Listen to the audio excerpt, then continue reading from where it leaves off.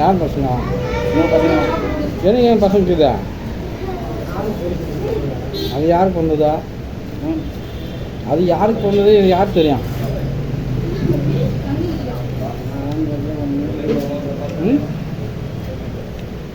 மகனுச்சாண்டா உங்கள் பொண்ணு தானே? பொண்ணு தான். அது யாருக்கு கொண்டது எனக்கு தான் தெரியும். அவங்க அம்மா கிட்ட தான் தெரியும் எனக்கு.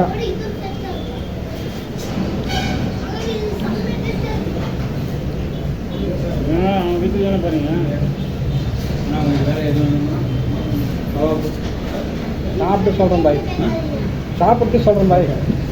ஏன்னா நீங்கள் சொன்னாங்கன்னா நான் போயிட்டு